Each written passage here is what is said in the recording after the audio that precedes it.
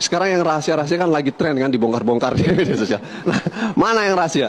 Ukuran rahasia tentu harus berbasis undang-undang dong. Nggak bisa penguasa main mengklaim ini rahasia ini enggak. Itu namanya sewenang-wenang, ya kan? Basis kita ada di Undang-Undang Keterbukaan Informasi Publik.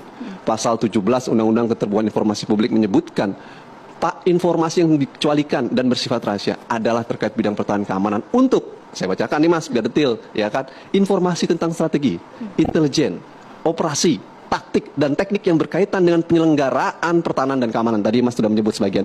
Jadi levelnya di strategi, taktik, operasi.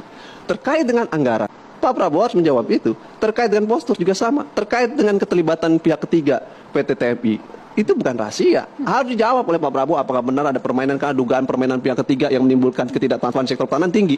Kita pengen tentara kita kuat. Siapa yang pengen tentara? Semua pengen tentara kuat. Profesional modern. Salah satu syarat utama supaya tentara kuat, hapus semua praktek penyimpangan dan korupsi di sektor pertahanan. Supaya prajurit punya pesawat yang kuat. Sehingga pertanyaan Pak Anies itu baik tentang angka alutsista itu juga penting. Kenapa Mas Daniel? Yang ngomong bicara bahwa target tidak tercapai itu bukan Pak Ganjar atau bukan Pak Anies. Pak Prabowo sendiri. Prabowo menyebutkan beberapa bulan lalu, mohon maaf, target MF tidak capai 100%, 76%, ya kan? Sehingga kemudian ini menjadi masalah. Itu menimbulkan bahan buat paslon 1 dan dia kok nggak tercapai Anda? Anggaran tinggi, utang besar. Utang pada masa pemerintahan Pak Prabowo, Kementerian Pertahanan lebih tinggi dibanding sebelumnya. Tapi target tidak tercapai. Utang tinggi, anggaran tinggi, target tidak tercapai. Itu yang kemudian menjadi masalah. Berarti perencanaan Anda buruk.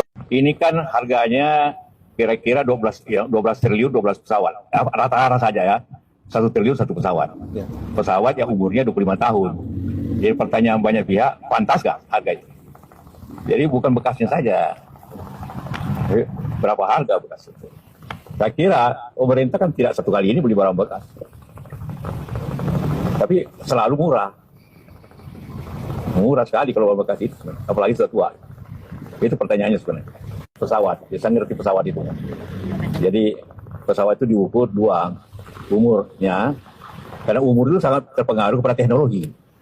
Kalau umurnya 25 tahun, artinya teknologinya 25 tahun lalu. Kalau lebih baru, pasti teknologi baru lagi.